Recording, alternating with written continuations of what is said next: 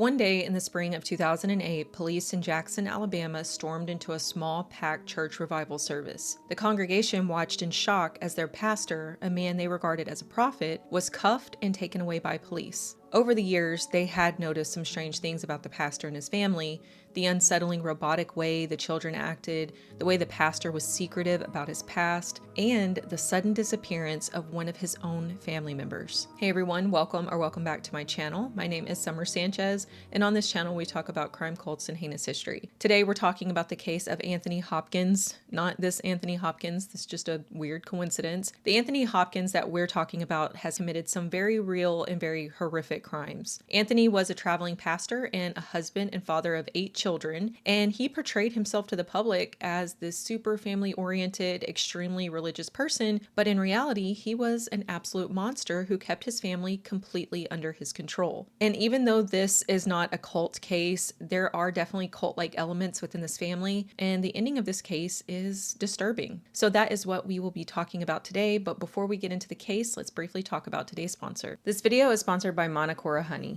Monocora honey isn't just your run-of-the-mill everyday honey. This honey is special. The Manuka tea tree is a special shrub that's native to New Zealand, and what makes this tree so special is the nectar that the bees collect from the flowers. This specific nectar is full of an antibacterial compound known as MgO that's only found in Manuka tea trees. It's also full of antioxidants and prebiotics which support the growth of beneficial gut bacteria, so the honeybees go and collect the nectar from the Manuka tea tree, and what you end up with is this rich velvety honey that not only tastes great, but it's also really great for you. And Monocora is so confident in their product that they have every harvest tested by a third party to verify the MgO. And you can easily access those results online through their QR system. And there are so many different ways that you can consume this honey. And you can add it to things like yogurt, which is my personal favorite. You can add it to oatmeal, salads, tea. You can even use it as a replacement for sugar in baking. I've tried it on grilled chicken before and it was really good. The possibilities really are endless. The Monocora website has a section dedicated to various recipes, and I just discovered this one with these little Halloween themed banana ghosts that I will definitely be trying soon. Or you can just eat the honey right out of the container. 1 spoonful is all you need to get all of the health benefits. And now it's easier than ever to try Monocora honey when you head over to monocora.com/summer to save up to 31%, plus you'll get $25 worth of free gifts with the starter kit. The starter kit comes with an MgO 850 plus Manuka honey jar, 5 honey travel sticks, a wooden spoon, and a guidebook. So that's manukora.com/summer to save 31% plus $25 worth of free gifts. A big thank you to Monocora Honey for the continued support on this channel, and now let's get into the case. Anthony Jawan Hopkins was born in 1970 somewhere in Germany. There are conflicting reports on his exact place of birth. We just know that it was somewhere in Germany. Details of Anthony's early life are basically non-existent, so we're just going to jump ahead to 1994 when Anthony was in his early 20s. At this point, he was living in Georgia, and this is when he met a woman named Artha Best. Artha was about 21 or 22 years old. She was recently divorced, and she had 2 young daughters who were around 5 and 3 years old. And Artha was described as just like a really great person. She absolutely adored her 2 daughters. She grew up in Wadley, Georgia, in a very religious family, and all she wanted in life was to be a good mom and find a good Christian man who would love her and her daughters. And Anthony seemed like he wanted the same thing as Artha. He wanted to settle down and get married and have a family. And Anthony shared Artha's same Christian beliefs, and they would go to church together. And Anthony was really good with Artha's 2 daughters as well. So she was really hopeful that she had finally found the man that she was supposed to spend the rest of her life with. In 1994, after a pretty quick dating period, Artha and Anthony got married. Now, the survivors in this case seem to want to remain anonymous. I haven't seen any interviews where they came out publicly to speak about this case, and so I'm not going to be using the real names of the 2 girls in this video. I'm just going to refer to the older daughter as Sarah and the younger daughter as Jasmine. And as far as I can tell from my research, Artha's ex-husband was not in the picture, especially considering what goes on to happen later in this case. I don't think that Sarah and Jasmine ever saw their biological father. So not long after Artha and Anthony got married, he adopted the 2 girls. And they settled into this new family life as a family of 4. It wasn't long before Artha was pregnant, and she would go on to give birth to several children over the course of a decade. She and Anthony would have 6 children together, bringing the grand total to 8. They moved from Georgia to Louisiana, and then they eventually settled in Mobile, Alabama. Anthony enlisted in the Army in the late 90s, and he seemed to do well at first, at least. He even earned a medal for his service. However, when he was told that he was going to be sent to Korea and he wouldn't be able to bring his family, Anthony just decided to not show up for duty anymore. He went AWOL for 3 years, and then in 1998, he was finally arrested. And I'm not sure what ended up happening with this though. Like, I don't know if he served any jail time or anything. If he did serve time, it wasn't for very long, because by the year 2000, Anthony had made a huge personal decision. He said that God had spoken to him and told him that he was to become a pastor. And Artha, being the great wife that she was extremely supportive, and she wanted to see her husband happy, and so she told him to just follow his dreams. He received his pastor's certificate at APH Church of God in 2001, and he became an itinerant preacher, which, if you aren't familiar, that means he became like a traveling evangelist, basically. He would go from church to church around the area, and he would be a guest preacher. And people loved Anthony right from the start. He made a huge impression wherever he went. He was very charismatic. He kept people captivated throughout his services. He mostly preached at churches when they would host revivals, which are like more intense services that usually span over several days. And it seemed as though Anthony had found his true calling. And Artha, being a very faithful person herself, she loved that her husband was a preacher. She and the children would be there for every single service. They would be sitting in the front row, listening intently, hanging on Anthony's every word. And they enjoyed this so much that Artha and Anthony started a family gospel group with Artha as the lead singer. The children learned to play instruments, and they would also sing, and they called themselves the Hopkins Singers. The group would go and perform during Anthony's services at the different churches,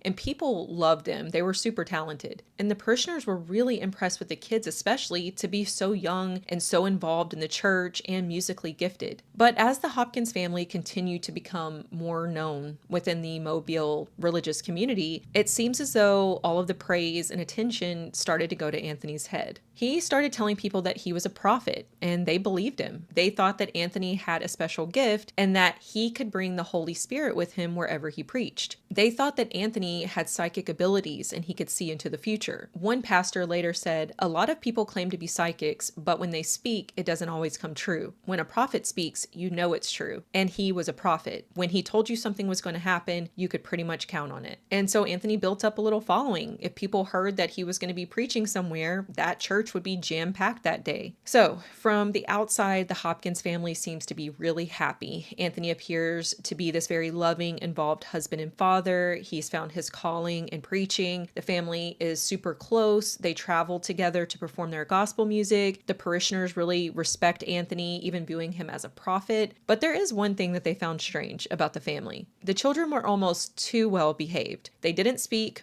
They didn't play with the other children. They never stepped 1 foot out of line. Every service, if they weren't performing, they were sitting in the front row, completely silent, motionless, almost like little robots. They would even sit in order from oldest to youngest. And they only ever really spoke to each other. It was bizarre. It's one thing to be a respectful, well-behaved kid, but this was different, and it weirded the churchgoers out. And they were right to be creeped out by this behavior, because the Hopkins family was anything but normal. And Anthony was not the nice family man that he portrayed himself to be. He was living a double life. It's been said that he totally terrorized his wife and children. First of all, Anthony was extremely controlling. He literally controlled every aspect of his family's lives. Artha wasn't allowed to get a job, even though the family could have used the money. With Anthony working part-time as a preacher, and he also had a part-time job as a nurse's aide, and with them having so many mouths to feed, they really needed the extra help. But Artha was expected to stay home with the children. And the kids were not allowed to attend public school. They were homeschooled by Artha. The neighbors would see the kids outside sometimes, but they never spoke, and they would only play amongst themselves. They never played with the other children. And the neighborhood that they lived in was known for being a pretty tight-knit neighborhood. Like, everyone knows everyone. They would have cookouts together and stuff, but the Hopkins family never participated in anything like that. They just stayed to themselves. Anthony would occasionally talk to the neighbors, and they thought that he seemed nice, but they did think that the family dynamic was weird.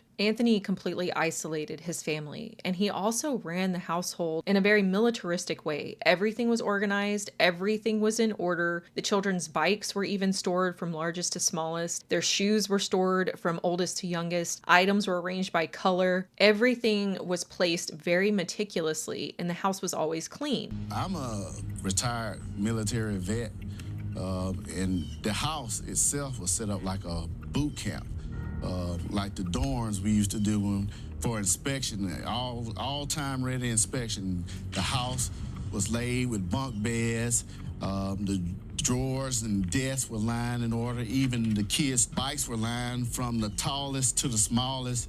Even the balls in the corner were neatly placed and arranged by color. It was all like a military manner. Now, they had 7 kids at this point. The 8th hadn't been born yet. 7 young kids, and their house was kept in perfect order. No toys lying around. As a matter of fact, we don't even know that they had toys at all. Nothing was out of its place. If you have children, or if you've even just been in a house where children are living, you know that things get messy. So for that house to be as clean as it was and as organized as it was, I think that should tell you just how much control Anthony had and how fearful the children were of him. The kids learned from a young age that they better do as they were told or they would suffer the consequences. And let's talk a little bit about those consequences. When the kids would do something that made Anthony angry, he would force them to stay in the push-up position for very long periods of time. He would also force them to hold their arms up in the air for hours at a time. Anthony regularly physically abused everyone in that house, and that includes Artha. Anthony also mentally abused his family. He would use the Bible and his status as a prophet to justify all of the terrible things that he was doing to them. He used religion as a means of mind control over his family, and he was always saying that God wanted them to do this or that, whatever benefited Anthony in the moment. And when a child grows up in an environment where from birth they're isolated from the outside world and they're told that their father is one of God's chosen, they will quickly become brainwashed and they'll do whatever they're told to do. And that's exactly what happened in this case. But we unfortunately haven't even scratched the surface of the depths of Anthony's depravity, because Anthony would also use religion to justify sexually abusing his children. When she was only 11 years old, Anthony began assaulting his oldest stepdaughter, Sarah. He would sneak into Sarah's room at night when Artha was asleep, and this became a regular occurrence over the years. And he would use the story of Lot from the book of Genesis to justify what he was doing. In this story, Lot's 2 daughters get him very drunk and they have sex with him in order to get pregnant and continue the family line. That's a very shortened version of the story, but the main takeaway here is that Anthony pointed out to Sarah that incest was fine. It was written in the Bible that Lot and his daughters did it, and so it was fine if they did it too. So from the time she was 11 years old, Sarah was in this secret relationship with her stepdad. Of course, this is not an actual relationship, but that's the way that Anthony framed it to Sarah, like she was his mistress or something. Sarah had no one to turn to because, the family is totally cut off from everyone else and they're constantly being watched by Anthony. And so this poor child had to suffer in silence while her stepdad was doing all of these horrific things to her. So while Anthony is going around Alabama preaching, holding revivals, singing gospel music with his family, putting on a facade that he's this really involved dad, in reality, he is terrorizing his family behind closed doors, and he is essentially holding them as prisoners. Anthony was living a double life, and over the years, Anthony impregnated Sarah multiple times. The first time she got pregnant, she had an abortion. I don't have the details of that, but I'm sure that Anthony arranged for that abortion. He probably drove her there, all while preaching against pro-choice ideology. And the second time Sarah got pregnant, it ended in a miscarriage. And then in 2008, at the age of 19, Sarah became pregnant by Anthony one final time, but we will talk more about that later. Now let's go back to 2004. Sarah is 16 years old. The abuse had been going on for 5 years at this point, but it's still a secret. No one knows about it. At least we don't think anyone knew. But did Artha have an idea that this was happening? Had she noticed any creepy behavior from her husband? We don't really know for sure. But we do know that in late 2004, Anthony's disgusting secret was finally going to be revealed. In November of 2004, just a few weeks after Artha gave birth to her 8th and final baby, she walked in on Anthony molesting Sarah in the bathroom of their home. and she immediately flew into a rage. She was horrified by what she had just seen. She started screaming at Anthony. He was yelling back to her, trying to get her to calm down. But of course, she wasn't going to calm down. What she had just seen would have been disturbing beyond belief. Artha demanded Anthony leave the house immediately, and she basically forced him physically out of the house. Once Anthony was gone, Artha sat Sarah down and she started questioning her about the abuse. She was asking her all kinds of questions about what Anthony had been doing to her. How long has this been going on? And Artha told Sarah that she would rather die than let someone sexually abuse her children. And sadly, this would be the last conversation that Sarah would ever have with her mother, because the next day, Artha vanished without a trace. When the kids woke up that morning, she was just gone. The children were all super confused because Artha was always home with them. They weren't allowed to go anywhere, so they didn't understand why their mother wasn't there. But guess who was there?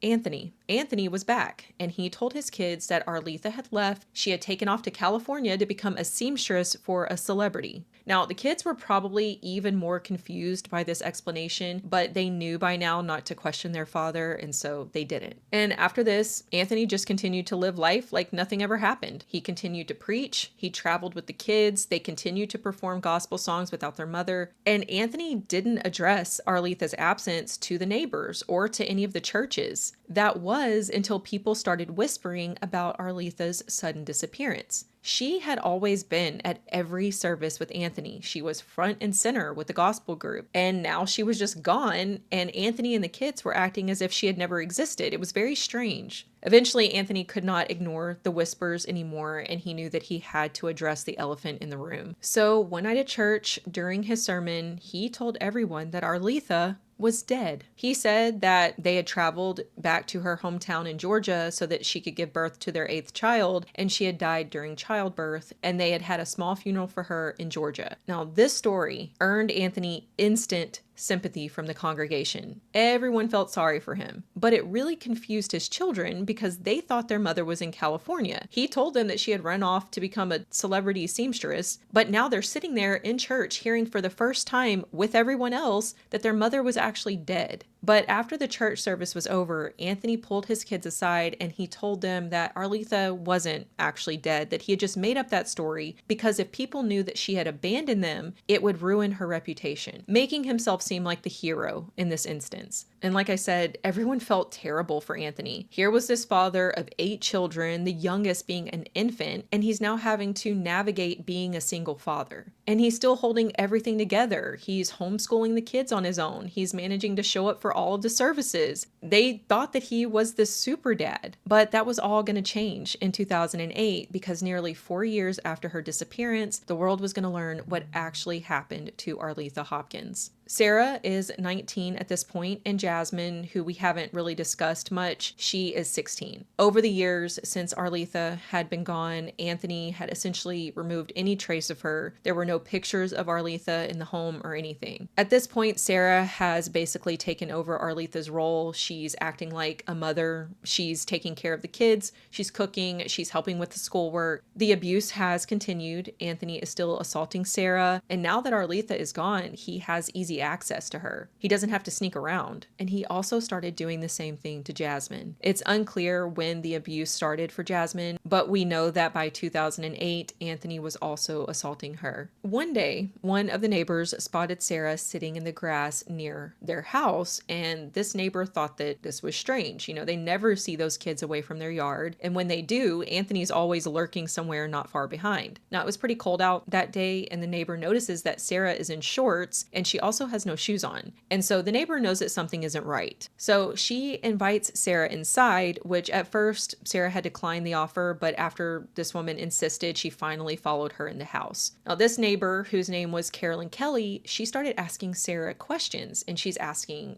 like, what's wrong? What are you doing outside in the cold? Sarah says that she's had an argument with her father, and she was just upset, and she needed to get out of the house for a bit. Sarah ended up staying at Carolyn's for a couple of hours, and then she told her her that she was going to go home and work things out with her father. Carolyn has no clue about the terrible things that are going on in that house. They know that the family is closed off, but they don't have really any reason to believe that anything sinister was happening. And so Carolyn, she just listened to Sarah and she was a shoulder to cry on. And then Sarah left and she went back home. But then a couple of weeks later, Carolyn gets a knock on her door and it's Sarah. But this time she can tell immediately that something very serious has happened because she can see that Sarah has injuries on her body. She's all scratched up. She can see bruising around her neck. And then Sarah confided in Carolyn that she's pregnant. Now, of course, we know that this baby is Anthony's, but when Carolyn asked who the father was, Sarah initially told her that it was some guy who lived in Atlanta. She said that Anthony found out about the pregnancy and he was really upset and they got into a big argument. So Carolyn let Sarah stay with her for a while she, tries to figure out how to help her. And when Anthony found out that Sarah was staying at the neighbor's house, he was furious and he was also panicking because he doesn't want Sarah telling anyone whose baby that really is. So he calls over to Carolyn's house and he speaks to Sarah, but Carolyn secretly picks up the other phone to listen in on the conversation. This was a landline. And what she hears is very disturbing. She hears Anthony telling Sarah how much he loves her and how she shouldn't be telling anyone their family secrets and she needed to keep her mouth shut. So when Sarah gets off the phone, Carolyn is like, okay, what the hell is actually going on here? You need to tell me the entire truth because she knows something creepy is happening. And this is when Sarah finally breaks down and she admits that she had made up that guy in Atlanta and her father, Anthony, was actually the one who got her pregnant. Carolyn, of course, was in shock and she's like, okay, we have to go to the police right now. But Sarah refused. She was terrified that Anthony would find out. And because she had been brainwashed by him for so long, she was probably in a way trying to protect him. But Carolyn gave Sarah a choice. She said, you can stay here at my house, but you have to pick between these two options. You can either go talk to the police and tell them what's happening, or you can go talk to the pastor at my church. She wanted her to tell someone. Of course, in the end, Sarah ended up choosing to go talk to the pastor. But it might not shock you to hear that after the pastor heard everything that Sarah had to say about the years of abuse in every way imaginable, he did not believe her. It turns out that this pastor knew Anthony. They were on friendly terms. Anthony had preached at his church in the past, and he said he didn't believe a word of Sarah's story. This happens so often in all religions. There's this culture of protecting predators and failing to protect children. This pastor sat there and accused Sarah of just being angry with her dad, and she was just saying all of this to get back at him. And he also made the comment that this was typical for young girls to do to their fathers, which makes me wonder how many other victims of abuse had come to him for guidance only to be dismissed and not believed. So that little meeting was pointless, but thankfully after this, Sarah did decide to go to the police and she told them everything about the abuse. She said, this baby that I'm carrying is my father's baby. She goes through all of the horrific stuff that she and her siblings had been through over the years. And at some point in the interview, one of the detectives asked Sarah about her mother. He's like, where is your mom when all of this is happening? And this is when Sarah revealed the biggest family secret of them all. As some of you may have already figured out, Artha had not abandoned the family and she had not died in Atlanta during childbirth. Anthony had murdered Artha back in 2004, the night that she found out that he had been abusing Sarah. But there is still one more shocking part of the story to reveal. When the police asked Sarah if she knew where her mother's body was, she said yes. She's in our house inside of a freezer. So let's go back to 2004, back to that night that Artha walked in on Anthony molesting Sarah. Like I said earlier, a huge fight broke out between Artha and Anthony, and she forced him out of the house. But later that night, while Sarah was alone in her bedroom,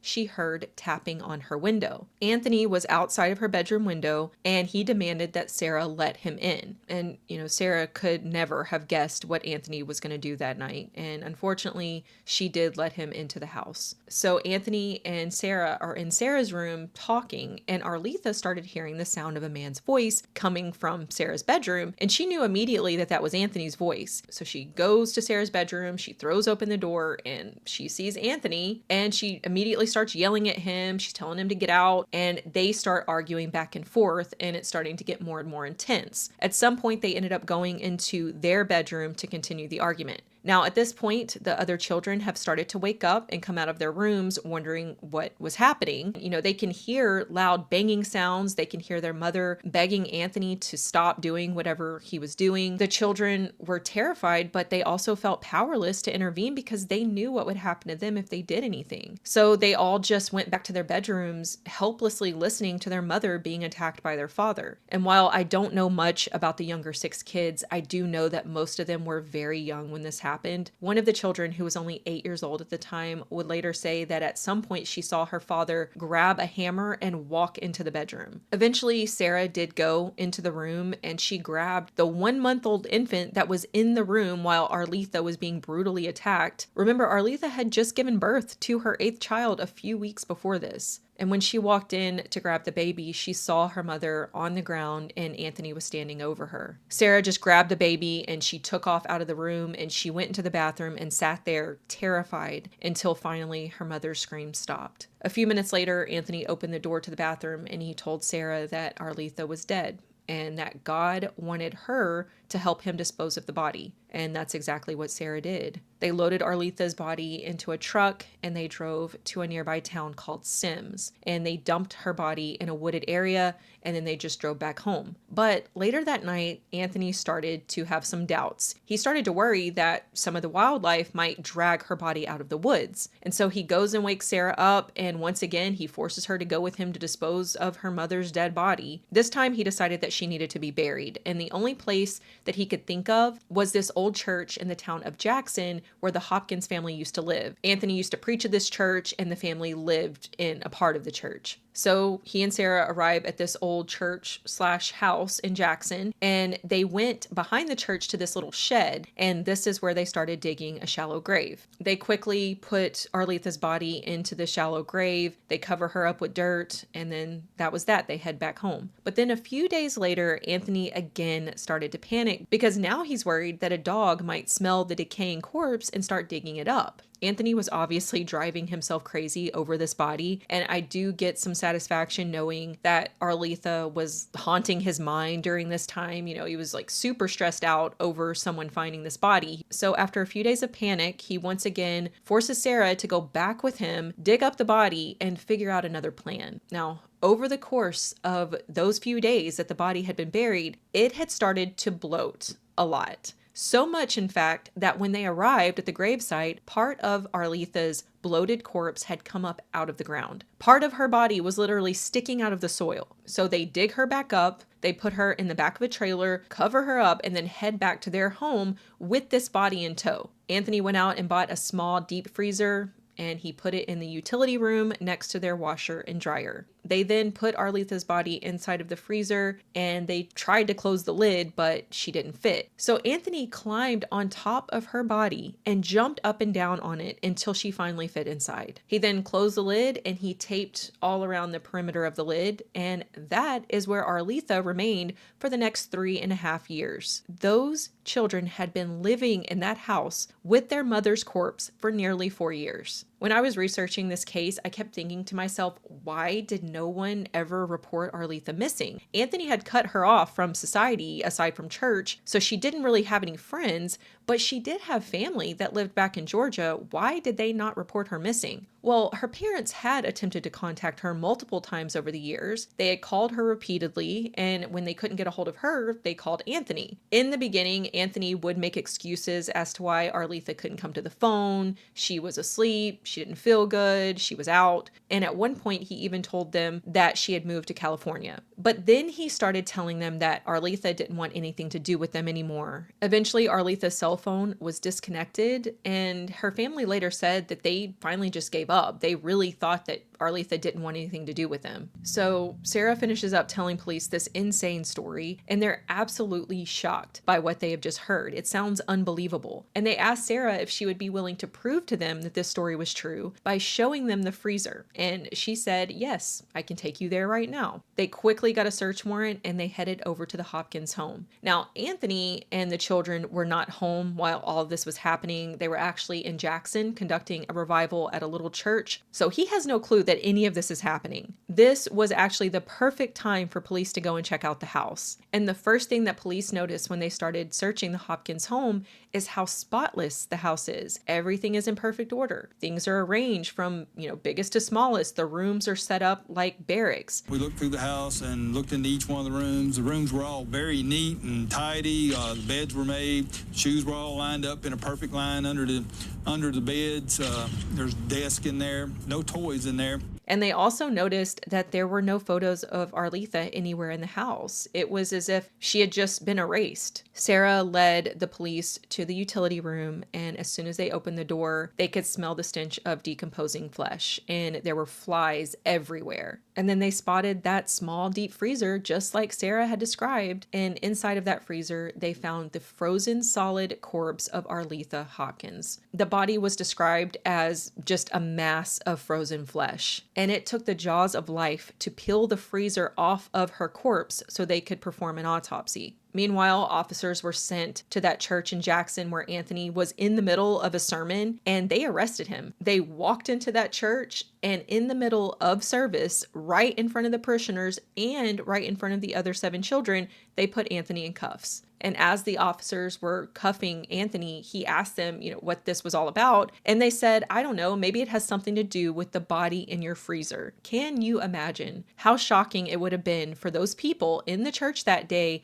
to hear that their prophet had a dead body in his freezer? The other kids were brought in for interviews, and the detectives noticed just how timid and quiet and polite they all were. If one of the officers asked them something, they would look to the oldest to answer for them. One of the officers asked them if they were hungry or thirsty, and they all just turned to look at Jasmine to answer. So they separated the children for interviews, and when they questioned Jasmine, she flat out denied any allegations of abuse. She said that their father loved them and he would never hurt them and he would never even think about them sexually. However, during the search of the home, police found Jasmine's diary, and in the diary, they read all of Jasmine's thoughts and feelings about being forced to have sex with her father. And so, of course, this confirmed that Anthony had in fact been abusing Jasmine. They also went through the rooms and sprayed luminol, and they found blood spatter all over Anthony and Arletha's bedroom, and they also found Anthony's semen on Sarah's bed sheets. A paternity test was eventually performed on Sarah's baby, and it concluded that Anthony was in fact the father. Anthony Hopkins was charged with murder, rape, sodomy, and incest.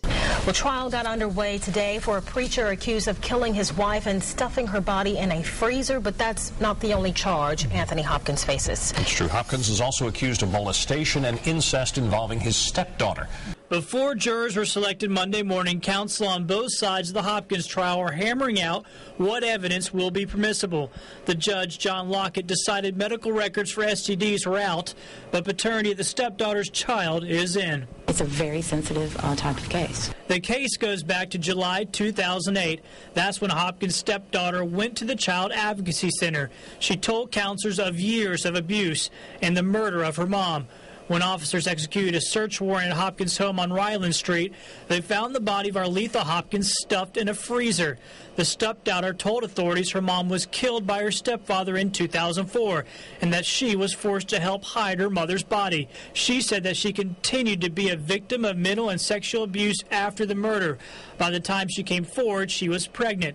The paternity of her child is part of the prosecution's case against Hopkins, which promises to be a tough one for any juror to hear. Now, the prosecution had a pretty solid case against Anthony, but unfortunately, Arletha's body had been too badly decomposed for the medical examiner to determine an exact cause of death. They knew that it was homicide, but they couldn't pinpoint what had ultimately killed her, which unfortunately means that we don't know exactly what went on in the bedroom the night Artha died. But Anthony took this inconclusive autopsy report and he ran with it. He entered a plea of not guilty, and the trial started in April of 2010, and he actually got on the stand, which is a bold move that usually doesn't go too well. But we know that Anthony thinks very highly of himself, and he probably thought that he could charm his way out of this. So he got on the stand and he claimed that he had not actually killed Artha. She had died of natural causes. He said that Artha was overweight, she was diabetic, and she had died from complications allegations relating to all of this, and that he had simply just found her dead body and he panicked, and instead of calling 911, he decided to hide her dead body. And the incest and rape charges, well, Anthony said that that was all a lie. He had never sexually abused his children. But Sarah's baby was his. DNA had proven that. So his explanation for this baby that was obviously his was that when Sarah was 19, so technically an adult, she had seduced him by coming into his room in a chocolate negligee. She came on to him. It was something that she wanted. And he had been so lonely for so long since Artha died that he gave in to her sexual advances, and that one time that he slept with her had resulted in her getting pregnant. Sarah and some of the other children were in court listening to these disgusting lies, and I cannot imagine how they must have felt. But then it was Sarah's turn to take the stand, and her testimony was so heartbreaking and so impactful that Anthony's own defense lawyer was in tears listening to her account of all the abuse she and her siblings had endured over the years. And in the end, the jury saw right through Anthony's lies, and it took them only an hour and a half to come back with a guilty verdict on all charges. A Mobile County man accused of killing his wife and stuffing her body in a freezer will live out the rest of his life behind bars. Fox 10 News reporter Cherish Lombard has more on Anthony Hopkins' sentencing.